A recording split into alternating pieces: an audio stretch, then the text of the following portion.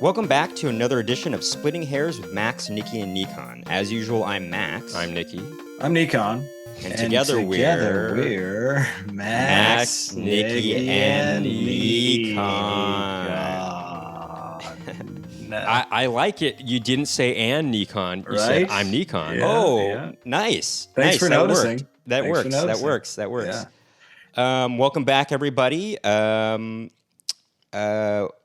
Why don't we get down to station business right away? Oh, really? Right away? Oh, okay. What? No. I like it. I like the efficiency. I feel like, I don't know. Well, we were just talking about just a minute ago. That was how's great. it going, guys? We were about to be really efficient, and then I get screwed up. It was making me laugh.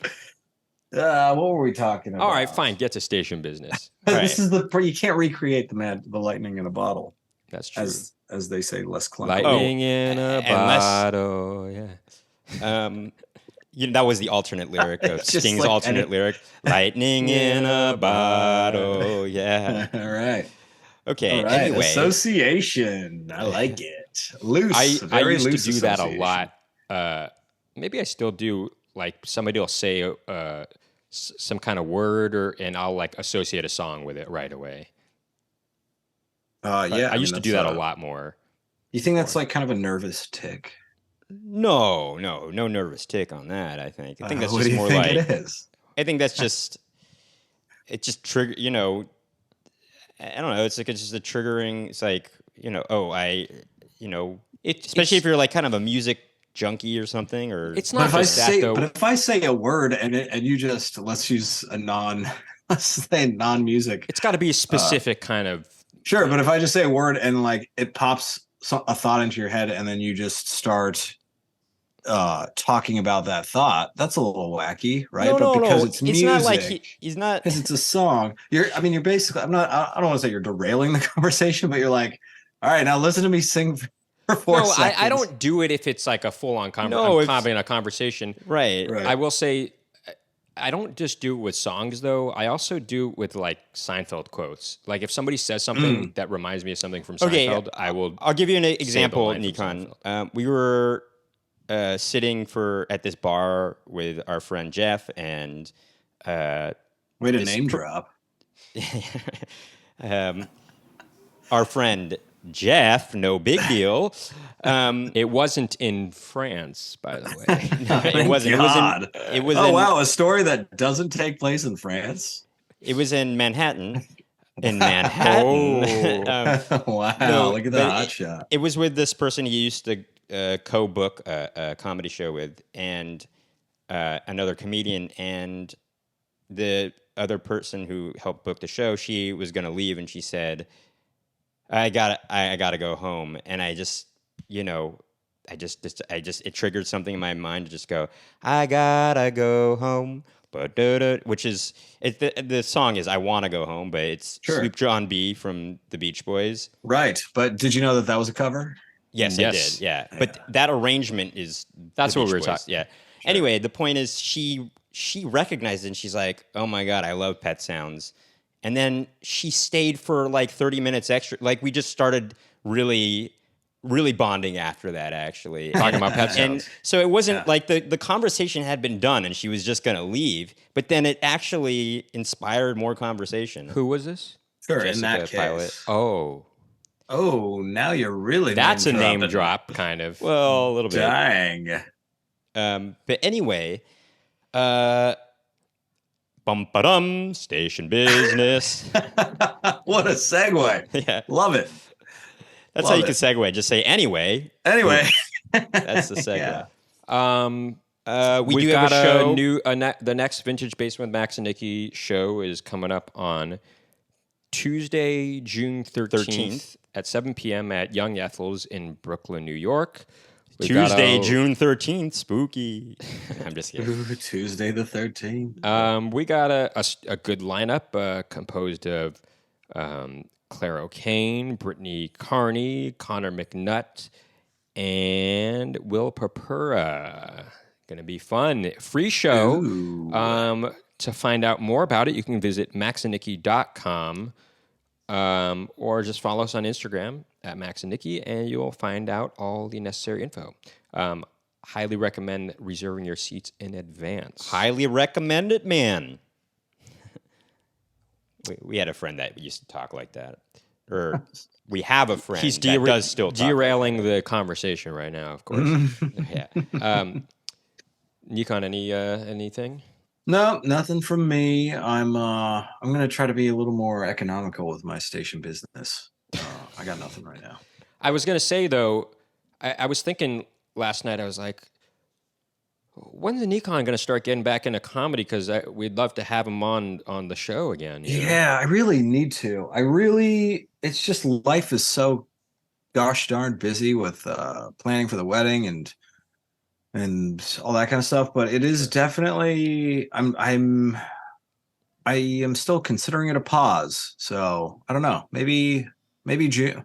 Realistically, July might be the earliest that I get back into it. But yeah, I want to. All right. I'll let you know. That'll be that. How about this? No more station business coming out of this mouth until I have an open mic to declare. That's going to be a while that you're not going to have station business. That's okay. We don't need, people don't log in for the station business. Unless you really have some real station business. Can you imagine somebody listening to this podcast being like, what? No station business? I'm out. I'm out. No Onus Nosbrella plug this week? What am I going to do? Is this a stupid joke? It's like I was tuning in just so I could remember what the name of it was. I was just going to buy them. Yeah. Right. I'm going fishing this weekend and I don't want my nose to get And I don't have burned. access to all the past episodes to find out for some reason. Somehow, yeah. Right. I'm going fishing this week. Let's hear your stupid. You said I'm taking a pause, and it just reminded me. And you're a man, and I just thought, oh, like menopause or something like that. And then I was like, is that like some sort of like an Irish man? Like he's taking a pause, an Irish man. I guess this is my impression of an Irish man, taking a pause on life. Right. Oh, I'm taking a menopause right now. I mean, it's so stupid. I don't even. No. It's just so dumb. No. You don't. No, you know what it is? Okay, no, there's a way to make it less stupid. It's gonna be stupid no matter what. Yeah. But okay, we get the Irish thing adds the O, right? Yeah. And what comes to mind is how like back in the day, people would people's last name would just be what their job is. So Smith, right? You were a blacksmith or whatever. Right. So you got to figure out a way to incorporate someone's job Sure. being pausing. And It's still stupid. What kind of job has man in it or man? Well, no, that would be the first name. No, that would be the first. It's like, well, what do you call an Irishman whose first name is? I don't know, guys. I don't know. This and is whose very- job? You know what? Think on it and Whose get back to me next week. great-grandfather's job was to pause. Well, or it could be a thing where it's like, you hear titles for like some big And exciting then the event. answer It's is like Men McPause. Men McPause. That's funny. Oh, that's funny. that's That's funny. funny, Nickon. But Isn't Mick more? I mean, Mick's more of a Scottish thing, though, right? no. Mac. It's also Mac is more Scottish. Oh, really? But Mick yeah. is. So Paul Mick McCartney is Mick. Mick is so Irish that it's a derogatory Right, word Mick, for an Irish. Mick, of well, course. there's that. No, but actually, by the way, both. I looked this up. I don't know, a few years ago, but both have sort of a Celtic, Gaelic background, kind of a thing. Actually. Sure. Now, is McDonald's? Is that McDonald's? It's Mick. It's MC.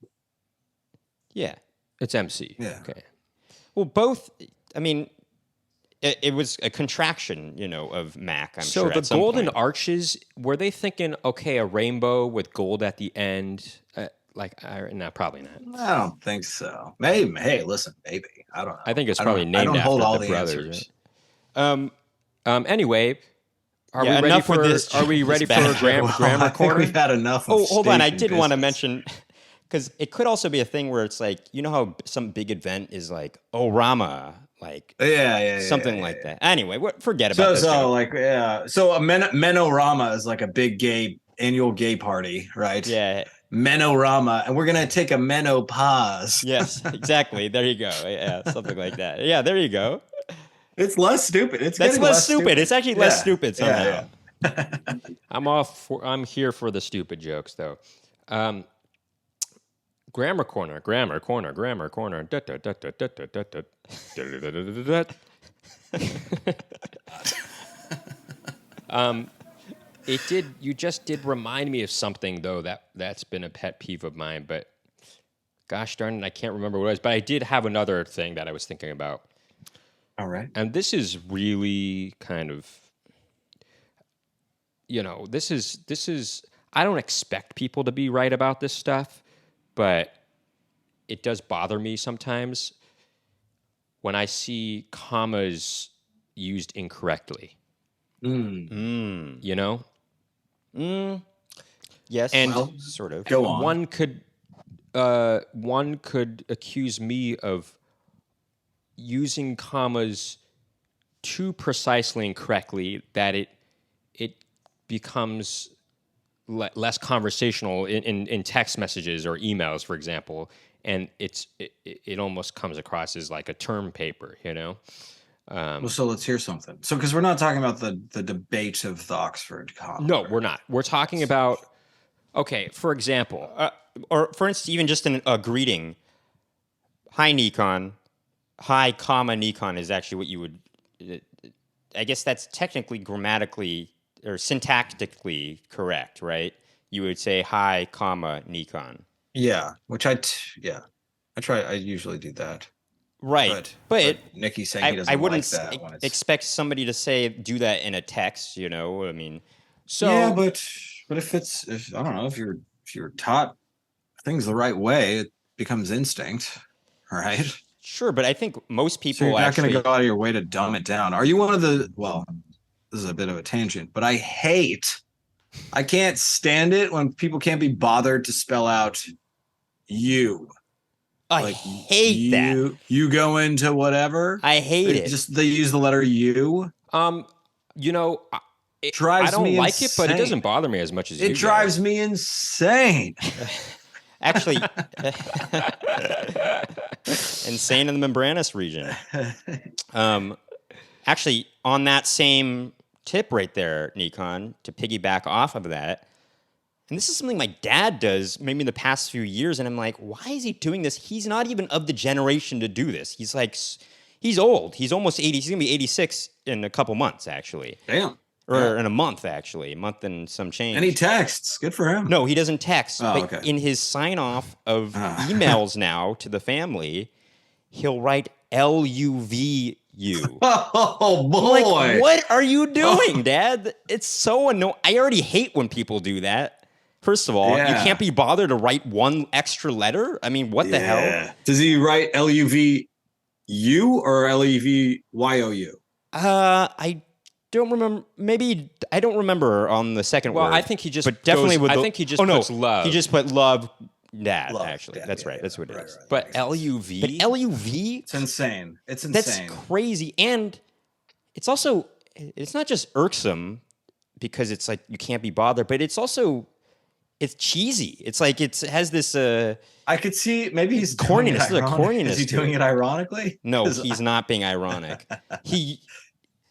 His humor is not... Well, he appreciates satire and irony and stuff, but the way he is funny, he's very immature and stuff, which is where we probably get some of our immature humor. Big fart guy? Not necessarily that, but he'll even when we were little, he would hold up a piece of fruit that maybe looked like a butthole and be like, "What does that look like to you guys?"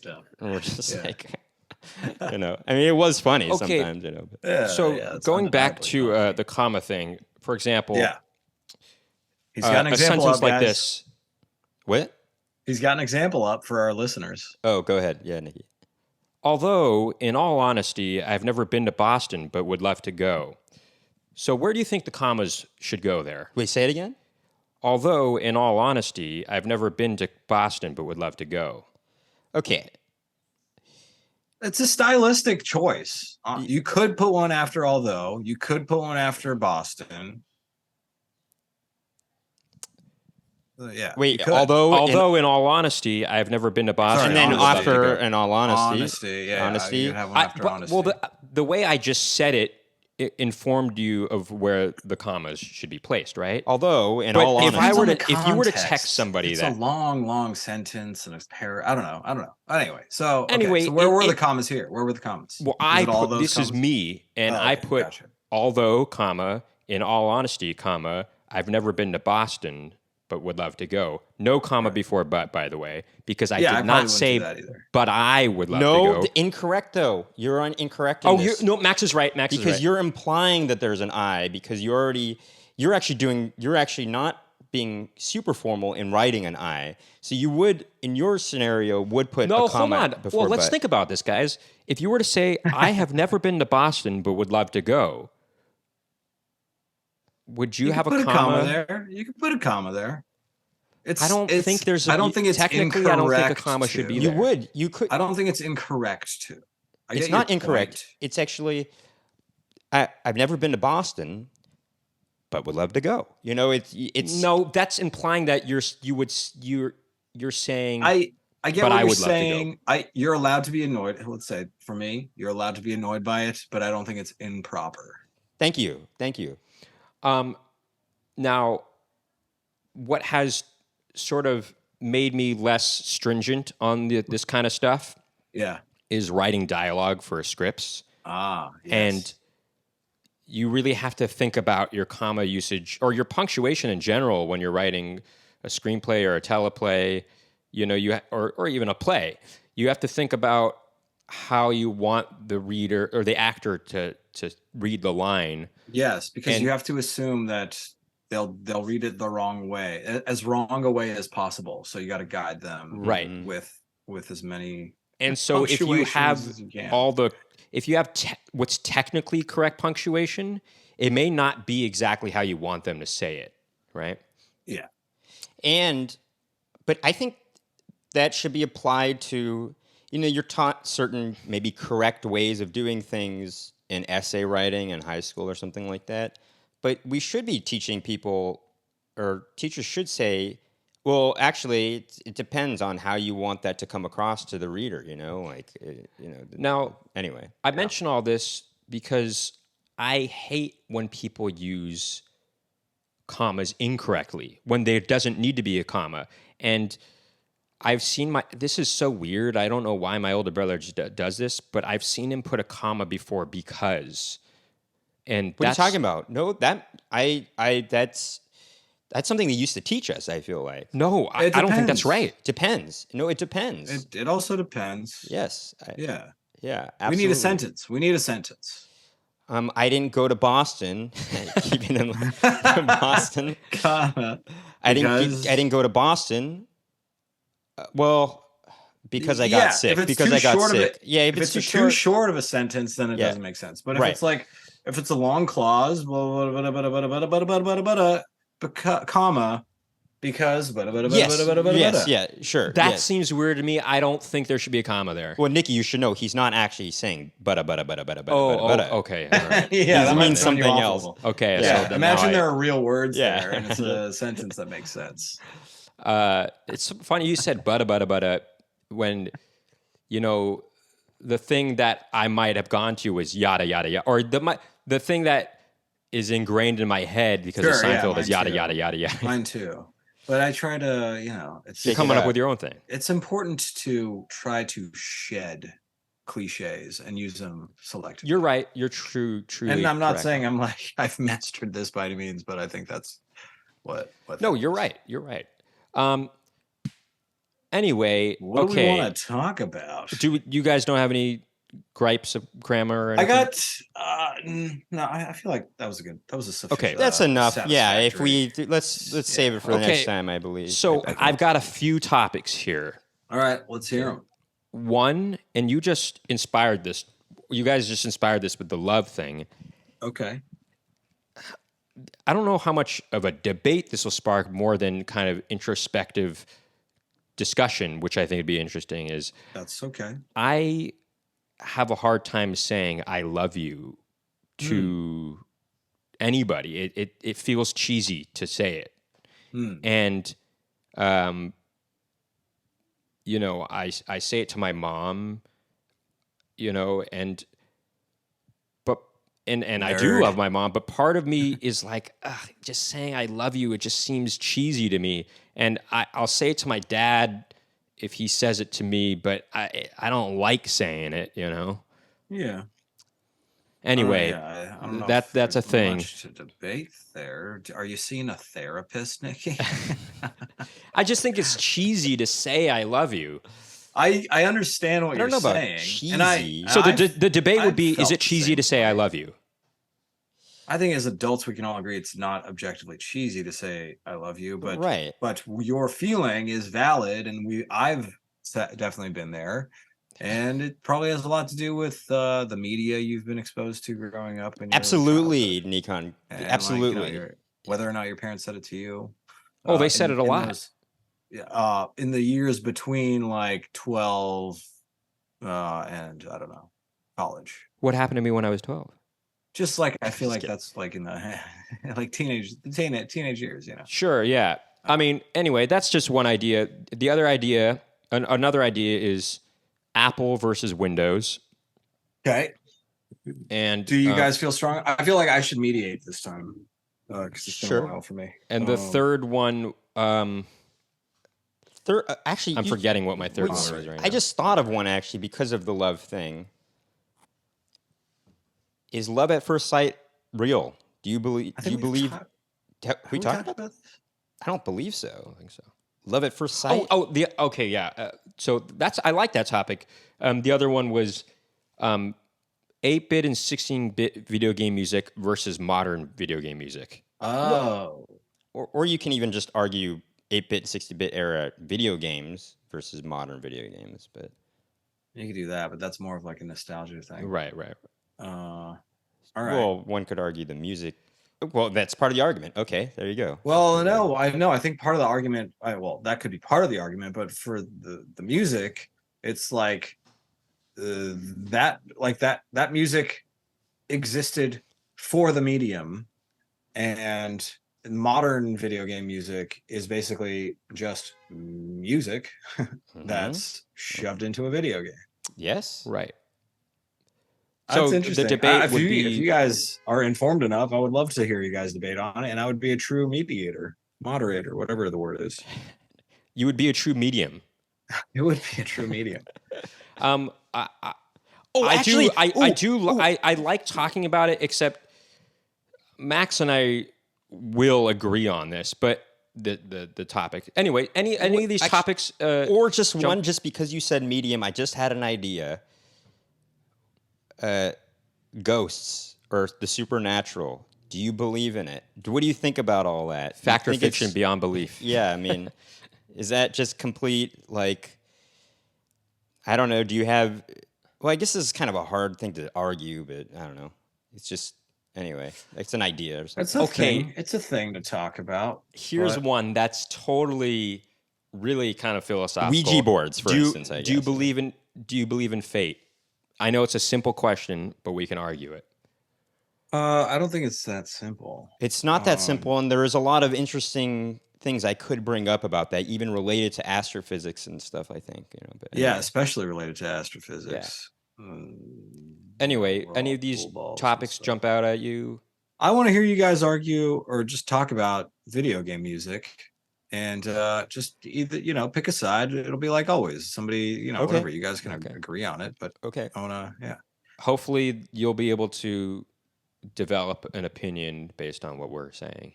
Yeah, I feel like I already have one, but I don't play enough video games to care that much. But let's do it.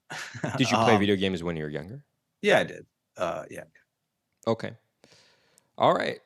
All right. So who's taking what side? I'm going to be the moderator. Why can't I say moderator? I'm the Before we do that, moderator. I just want to say something, just because I always say this at the end of the episode, but I think it's important to say it earlier on. If you like what you hear and see today, make sure to hit the subscribe button on YouTube if you're watching on YouTube, and rate and review us on whatever podcast platform you're listening to. If you're listening on a podcast platform that you are able to do that on, And please like the video if you like it. please. Even if you don't like it, please like it. And follow us on Instagram at Splitting Hairs Podcast. So who's taking what side? We're talking about, explain it to me, the era of music for video games. Somebody So explain it. there's 8-bit and 16-bit video game music, which would be Why is that the cutoff? Isn't there a 32 and then 64 was N64? okay. Wasn't So like Nintendo Sega 64 32? is 64 bits, for Yeah, example. yeah. And Well, 32 would be PlayStation, actually, I believe. no, Really? No, I don't think you're right I about think that. PlayStation was N64. No, no, no, I no. thought 30. Oh, I thought Sega was Genesis was 32. No, No, that's 16-bit. Classically, that came out before Super Nintendo, even actually, Sega Genesis. Oh, okay. Or Sega. I don't know what would be 32-bit, to be honest. But All right. No, PlayStation is. in general, I don't all think right. you're right about that. No, you Why can don't I look look it it up. up? You guys keep talking. Somebody. So okay, so in general, the kind of This will be the debate whether or not PlayStation is 32-bit. yeah. the era that we're speaking of is generally mid 80s to mid 90s video game music, and then everything after that essentially. Okay. Okay. If that's how we want to do it, Wait, go ahead, Nickon. I just feel like there was a intermediate period, like N64. I feel like Yeah, Nikon's not incorrect. There is sort of an intermediate period where, Sure, I'd say it still had a MIDI kind of sound to it, but it was Yeah. it was still, the technology was better. not MIDI sound. Let's not incorrectly use our terms here. No, why? What do you mean incorrectly use our terms? because Why- MIDI Because is like an interface. Obviously, It's Super, Yeah, I know, but Super you- Nintendo Yes, uses samplers, samples, not MIDI sounds.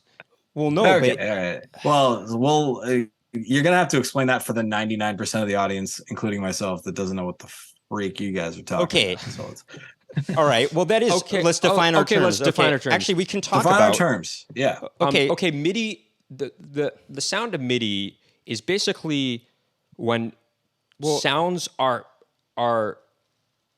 they're purely digital sounds. They're not. That's not. That's so incorrect. Okay, actually. fine. Say it, Max. Okay, I'll even just say what MIDI is actually. Just this is a Wikipedia definition here. MIDI, or musical instrument digital interface, not digital sound, by the way. It's just a digital interface. Is a technical standard that describes. Okay, this is still going to be confusing to everybody. It's a communications protocol, digital interface, and electrical connector that connects a wide variety of electronic, musical instruments, computers, and related audio devices for playing, editing, and recording music. Anyway, Okay, the point, the point of idea what- is that there's basically 4 sounds in Whoa, hold on. We're talking about MIDI here, right? right, but No, but okay. MIDI is just. Okay, I'd like to just think of it as. yeah, we're talking about MIDI. You can record. Maybe we anything. don't need to talk about MIDI. Do We don't need to talk about MIDI? it. Just look Okay, it up. okay. Just figure it out on your Okay, own. but the idea is It's confusing. the regular NES, Nintendo, Yeah. the original Nintendo Entertainment System Yeah, with uses 16. MIDI sounds, and there's only 4 sounds that it produces. Well, no. See, now you're saying, because you were arguing with me by saying it's incorrect to say MIDI sounds. That does. It uses 4. It has 4 channels. Let's Okay, it just has put 4 that way. channels. There's a sine wave, a square wave, a triangle wave, right? And then white noise. And they each think. produce a You know different better kind than of I do. sound. But together, you can create a coherent kind of song, and it can be very inventive in how what music is achieved through it. Now, when you get bling, to bling, bling, bling, bling, bling, bling, bling, bling, bling, bling, bling, bling, That's- bling, bling, bling, okay. bling, bling. sure, but that's Tetris? very rudimentary. Tetris. Yeah. Okay. That's even Well, just more. a good example is, and a pioneer in this is the composer Koji Kondo. Okay. And He wrote the wrote theme Super songs Mario for Super Mario Brothers. Brothers and and Legend of Zelda. Legend of Zelda. So the sound effects are also MIDI, the bling, like the No, coin. see, Nicky, don't say. See again, Okay, MIDI. not MIDI, whatever. Because, for instance, just to lessen the confusion, see, MIDI. Yeah. What MIDI can do is you can record a real sound and use a MIDI controller. Like, let's say I Sure, recorded yeah. my. You sample it. You sample it, and then you have a MIDI controller that can control the. They can actually start sampled pitching it different okay, based that's on that. cool. So you like have a MIDI keyboard, and then Yeah. let's say you even just sang da. The MIDI controller can make make the sound go down to da, but it would have the same. You're controlling that timbre. All right. Anyways. We're veering off. Anyway. So then the Sega Genesis. I'm learning a lot though. The Sega Genesis had. The Sega Genesis had a synthesizer in it. Synthesizer in it, actually, which added extra layers of sounds. And the Super Nintendo had a sampler on it, and you could also use MIDI sounds on, or not MIDI sounds, but those rudimentary 4-channel sounds that were on the Nintendo. So essentially, you could use real samples of instruments or voices, but also integrate those older 8-bit sounds in there those too. 8-bit sounds, by the way, I don't know the technology quite exactly what it is. Genesis actually had a synthesizer in it. So it would actually, in real time, the video game would tell the Genesis system, play. It had information saying play this music, and it would be creating that music as you were playing the game. I believe that's what a synthesizer would do. That's pretty cool. Let's just go with that because it's cooler. Whereas Nintendo, those technically would, synthesis is based on waves, right? So you have, Nicky's talking about a sine wave, a triangle wave, and, white noise. Those are the basic units of essentially of synthesizing sound, right? A sine wave is the most basic sound, right? Right. It's like the most I can't. That's how I'm going to define it, I guess. And I think yes, actually, go ahead. The Sega Genesis used, if you want to really get technical, a Yamaha YM2612 6-channel FM synthesizer. Well, anyway, so there's 6 channels there. Thanks for clearing that up. Yeah. But I know it's not really necessary. But although the 6-channel part is necessary because that helps. So 6 channels instead of 4. That elevates it so to have more layers. And Super Nintendo had 16 channels. You could use 16 channels on there. 16 channels. By the way, though, so Nintendo, you were talking about sine waves and square waves and triangle waves. As I said, those are you use those in synthesizers. But I don't know the interface that it was using, but it might have been sampling synthesized sounds. I think I could be wrong. We could be wrong about some. We'll preface by saying we could be wrong about some of this stuff. Our older brother Brent really knows a lot about this. All right, and he hosts his own video game music podcast called the Legacy Music Hour. Anyway, oh my God, he does. All right, well, so let's not bother with the details. Right. So the Super Nintendo had a sampler and 16 channels, I guess, but the sample rate was not that high, so it still sounds, cruder than an actual instrument playing live, right? Sure. Okay, so basically, more modern video games, by the way, you're going to hear like movie scores. Essentially, that's what you're going to hear. Right. Well, the sample rate is higher too, for capturing sound. Sure, but let's try to we've given enough information. Yeah, let's try to Sorry, there was. Hopefully, that was interesting for some of you listeners to know a little bit about the history. And please of correct us if we're wrong, because we're not totally experts on it. Yeah, you bunch of nerds. If you want to take the time to correct us. But there's actually synthesizer. Blah blah. Anyway, there's definitely. I find this conversation to be very interesting. Okay. You're just basically making fun of a slightly nerdier version of ourselves, by the way. Yeah, exactly. There's definitely an evolution of video game music. And so the debate is what's better, that older sound of video game music or basically modern video game music, which is essentially movie music or cinematic kind of. Well, and there's a caveat in there too, actually, that we will bring up. Right, there's later, a caveat, which has to do with chip tunes and also independent games. Independent games that are often nostalgic for these older games and utilize those kinds of sounds. Sure. So somebody pick a side. Well, it's going to be easier for me to argue for the 8-bit and 16-bit. Well, it's going to be easier side. for me to argue that too. Who's more confident in their ability to argue the other side, which is a skill we all need in life. Not just Okay, the three of I'll us, all argue the other humans. side. Really? For the What? sake of argument. Okay, go ahead. Good job. Go Not that I ahead. agree with it, but He's gonna say that before and after every sentence. Not that I agree with this. Yeah. not that there's anything wrong with it. All right, let's hear it. Yeah. Okay, Max, why don't you start it off? All right. I mean, moderator, do you want to say that? I don't care. You can moderate that part of it. You're supposed to moderate. You can moderate. I'm moderating or for you. mediate, I guess. Moderate.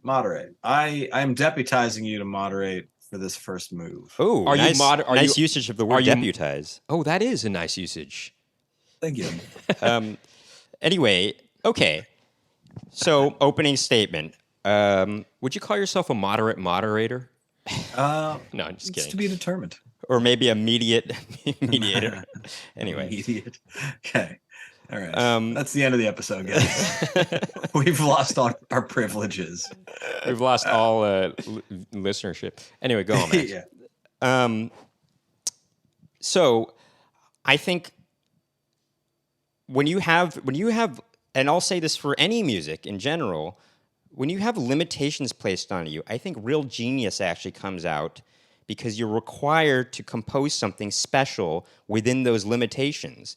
And when you can achieve that, that's the sign of real artistry, I think. And Koji Kondo was very influential by showing, hey, I only have 4 channels to deal with. I think it's only 4 channels. Yeah. And look at this wonderful composition that has become so influential and so memorable and melodic. To your point, probably would never have come into existence if it wasn't for the limitations. Exactly. And just for some maybe some theoretical background on this. Well, no, we'll talk about that later. So my opening statement is that because there's such limitations, I think that inspires true, like, real genius creativity, and that's why I think 8-bit and 16-bit era music is much better. I just want to add something to that. Thanks for keeping it tight. Intro and outro music to this podcast was produced using just a 4-channel 8-bit style processor, essentially, and that's how I created the music. And I put those exact limitations on myself to create the music because I wanted to be able to do it exactly the way they did in the 80s. What Nicky's saying is he's a genius. In the intro, he's a genius. Yeah, right. I was gonna say. Well, when I was creating it initially, I would send it to my older brother, and he's like, "Hey, it sounds like there's a 5th channel on here. You can't do that if you want it to really sound like if you really want it to be like." And it caused me to rethink how I was approaching it, and it did allow me to be more inventive with what I was doing, actually. Is kind of cool because you can't actually do certain sounds at the same time as well. Anyway, my argument for modern video game music, for modern video game music is the possibilities are infinite. You can do the older stuff if you want, but you can also go beyond that. You can also have the cinematic music, but maybe you're influenced by that older style of video game music, but you're using that, you're putting that into a larger orchestra or orchestral sound or a symphonic sound, and that's cool. I hear ya. But also, there's a lot of independent, and maybe the genius there is the person who decides to create whatever constraints he or she decides on that given day. Right, and sees where it goes. There's also, I'll use an example of a more recent video game, independent game that is in a 8-bit style or 16-bit style. It's called Undertale. It's a very popular, one of the most popular indie video games of the past 10 to 15 years. I would say it's one of the most popular indie video games of all time, actually. Right. And because independent that game was very influenced by the game Earthbound from Super Nintendo. And the video game, the guy who created the video game, he also wrote all the music for it. He did everything. He did everything basically for it. And it's a great game, and the music is really, really good. I don't know that he actually placed those limitations on himself, but he was influenced by that 16-bit video game music, and he was able to create something pretty genius. And in fact, lots of kids, the ones that I teach, they play that music, that they listen to that for enjoyment. This music from Undertale, because that game is so popular even with kids today, and they Undertale. And the music is really good to it. All right, and I don't blame them. And it's something I can relate to them on because they're all right. So you're arguing that, well, it's a little murky because you're arguing. But if we look at something like right, because you're talking about Undertale, which has a nostalgic thing for the past. But I will say, but if we use the music to Star Fox, the original Star Fox, the main theme to that is so influenced by you would think it was written by John Williams himself. The theme is very memorable. Dun dun dun dun dun dun dun dun dun dun very memorable.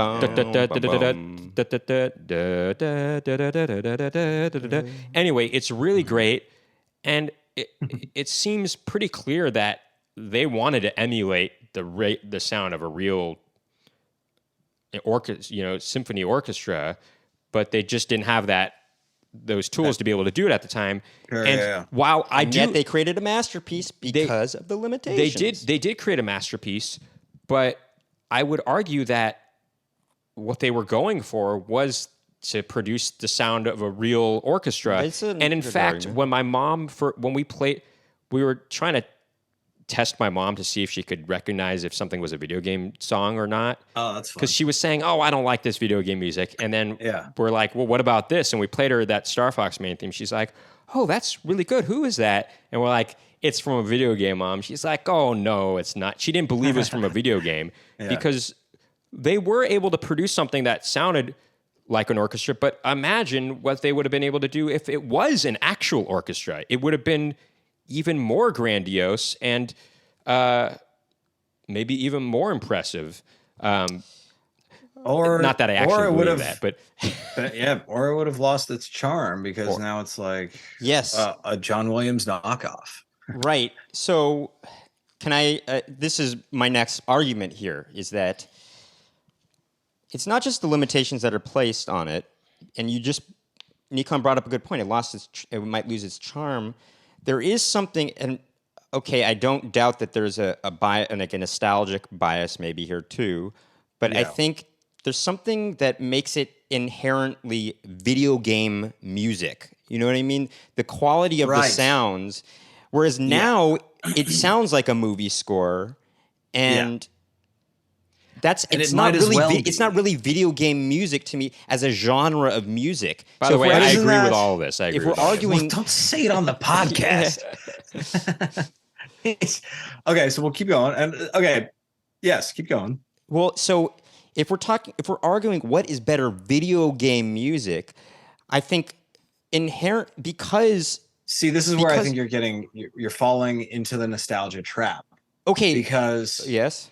We'll go on. Well, I think its more cinematic nature is reflective of how much more cinematic and immersive video games have become. I mean, it's both. That's a good argument. That's true. It's both the technological capabilities and just the fact that it's a more immersive, hyper-realistic, experience. Sure, one would argue. Okay, but then Nickon, and obviously, I agree with you. But one would argue that those games are not as good because for me, look, I know this is a tangent. This is all bias. This is all bias. This is a tangent. But for me, video games are kind of an escape, and when it's an escape into like a fantasy world essentially. And when things become too hyper realistic, Well, you're still. It, It's even more of an it's escape. less The more escapism for me, you know.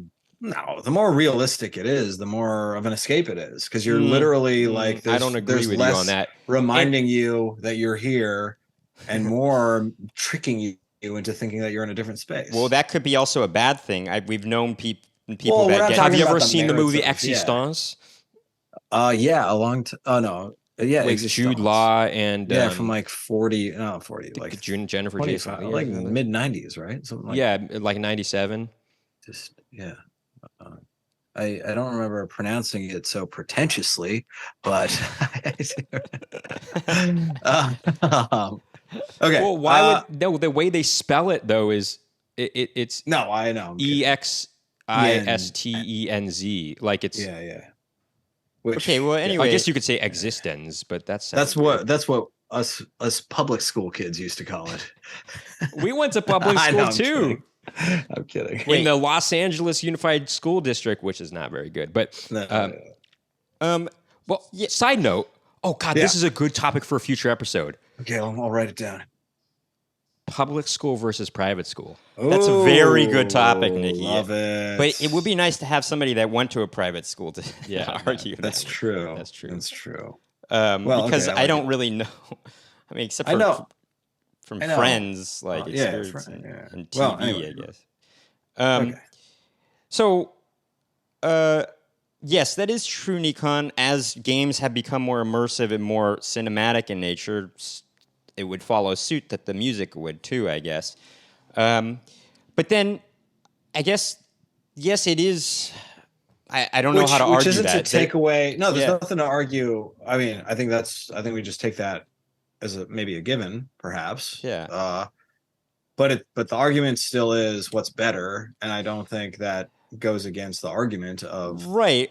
Well, yeah, I mean, I guess this is. I mean, what's better? Well, That's what's total is opinion, the question? What's better or what's better video game music? Well, yeah, I guess so. Yeah. I guess that okay. We're talking purely about the music, right? Yeah. And I do feel, to me, there is something in that quality of the sound that you're right. It is something because I grew up with some of that stuff. I guess that I can't argue that because I did grow up with it. But there is something, as I said, those limitations caused there to be, and like the lower sample rates caused it to have a unique, specific sound to it. There's an ingenuity to it, and that. Well, even forget about the ingenuity. It's just that particular timbral quality. Sure. Sounds very video game. Ownable. Yeah, it's ownable, as we would say in the marketing world. Yes, that's true. What's the word? Ownable. Like ownable. It's undeniably video game. Video game. Yeah. Ownable, like Onus Optics. We almost went the whole episode without mentioning that. I don't know. I just thought but yes, you're right. It is inextricable from video games. Whereas if you heard a score to an immersive, more cinematic video game now, one might, and if somebody just heard the music alone, they might not, identify that as video game music per se. They might think, "Oh, is that from a movie?" Which defeats the. Well, for me, I personally like the idea of it being its own genre. Otherwise, all right. Well, anyway, Nickon. Couple questions. And again, I don't really play video games that much, or at all, really, because I started getting very dizzy in the 007 N64 days, and that was the beginning of the end for me. That's a fun game. Yeah. It's if you have the stomach for it. But is it true-ish that in modern video games a lot of the music is more atmospheric? This is what I wanted to bring up. Yes. Mm-hmm. Yeah. So this really brings us into like a whole other kind of conversation about the evolution of music and cinema, actually. Right. Because a perfect example is somebody like Hans Zimmer. A lot of his stuff is like, like it's very atmospheric. Yeah. There's no real distinct melody to it. It's like sounds. Yeah. Well, it's a lot of sounds building to like a like a build. brief moment of melody, and then it goes back to. And I don't really like that kind of stuff. I prefer the old John Williams kind, like Indiana Jones or Superman or like Alan Silvestri, Back to the Future. Those are really memorable. Or Maurice Jarre, Lawrence of Arabia. The score to that is really memorable. And I feel like the trend now in movies is more atmospheric or ambient kind of. Perhaps. Sounds, let's bring it back to no. video games. There are exceptions. There are exceptions. For example, the movie The Phantom Thread. Video games, Nicky. Video games. Sorry, you're right. I mean, that's how you moderate.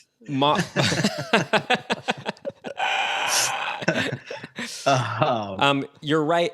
Okay, so can I just say that is how you moderate and not mediate? Because I feel like the mediator. That's true. If I were a mediator, I'd be a very bad mediator. In that no. Well, I feel like the mediator, like if Nicky and I were arguing, yeah, and then you mediated that would be mediating. But you were moderating Nicky's, what he was talking about. I don't necessarily I was literally agree with moderating. That, Max. It's time for you to mediate. I was moderating the direction he was. Anyway, okay. Let's bring it back. You really notice this kind of thing with atmospheric or ambient kind of music with a game like Metroid Prime, which came out for GameCube.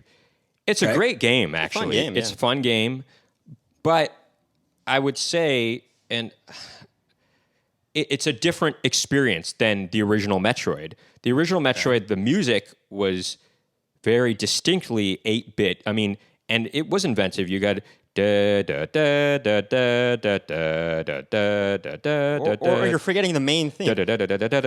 It's really cool, and it sounds. Well, hold on. It sounds. You're right, Max, but it sounds almost classical, and it's. By the way, composer Hirokazu Hip Tanaka. Anyway. Yeah, Hirokazu Tanaka. His nickname was Hip. Cool. He did the music for Kid Icarus as well, and lots of other games. Okay.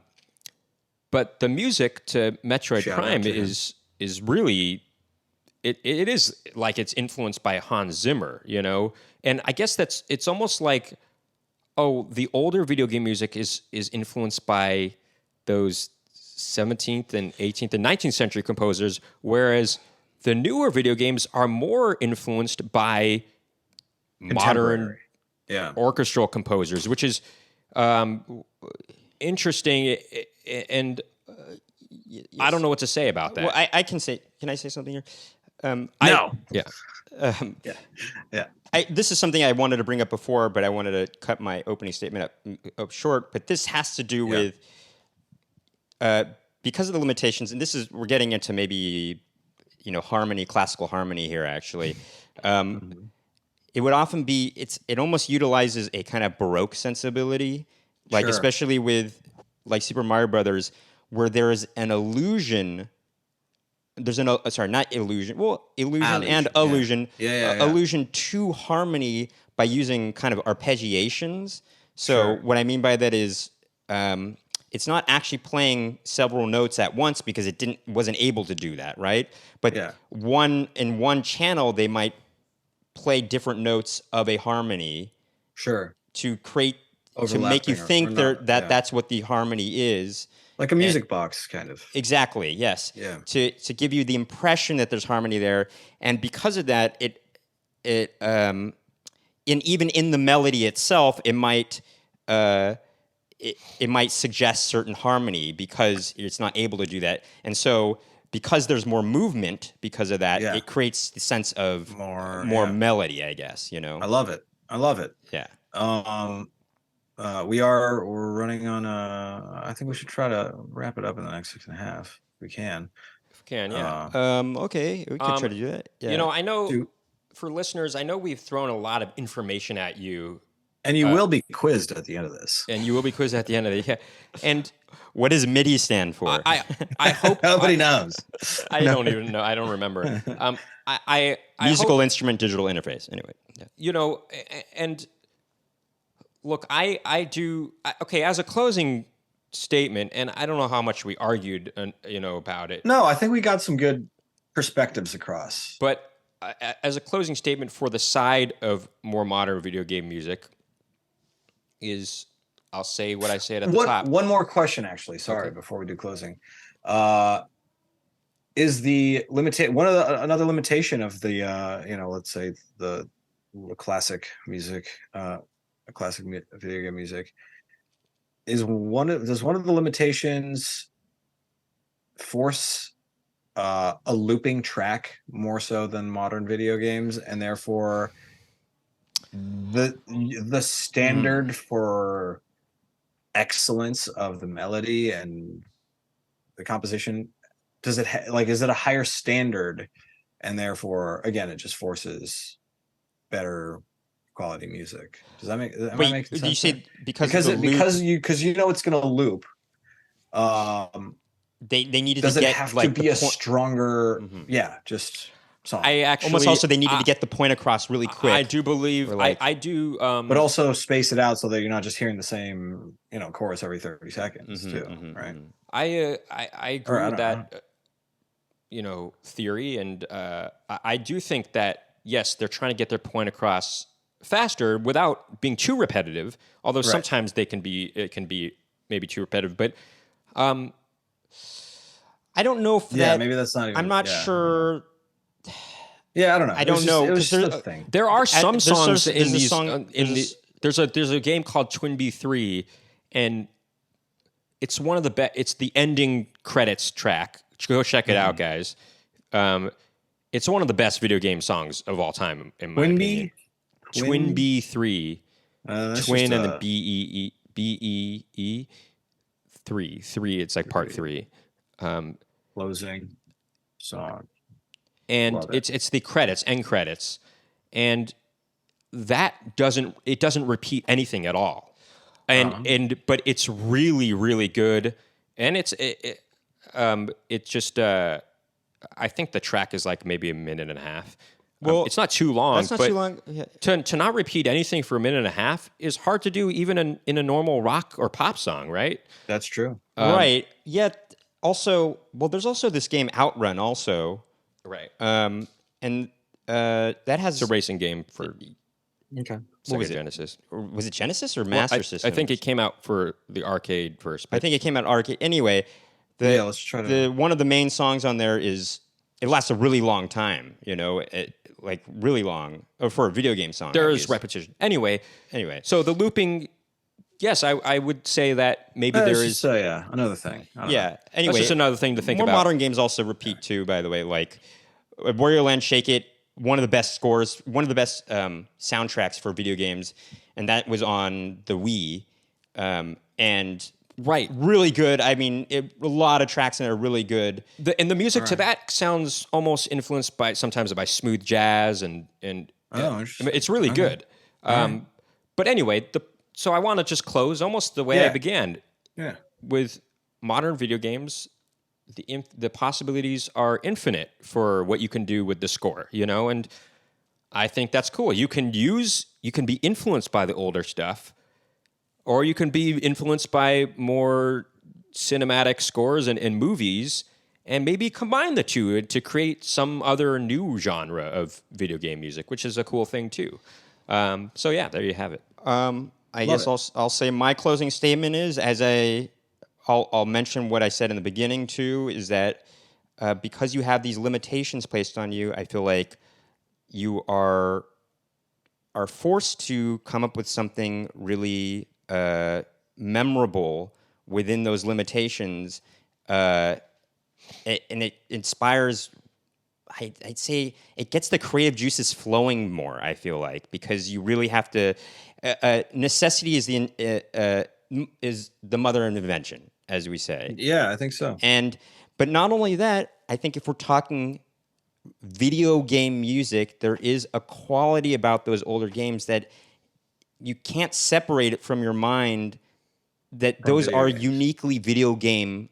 The quality of it is uniquely video game sounding, and that quality is, I know for us, it is a nostalgic thing, but there is if we're talking what's better video game music, I mean, just those Gotta go with the sounds classics. sound like video games, you know. Yeah. That reminds you of video games, you know. So, All right. anyway. Well, I think we covered a lot of ground, and Nicky made a lot of good points, but I think we can all agree that Max wins, and that Nicky Sure. wholeheartedly believes that modern video game music is better. Just kidding. Thank you for tuning in to another edition of Splitting Hairs with Max, Nicky, and Nickon. Please rate and review and Subscribe. and like and all that jazz. All of it. Bye-bye, everybody. Bye-bye. Tune in next time.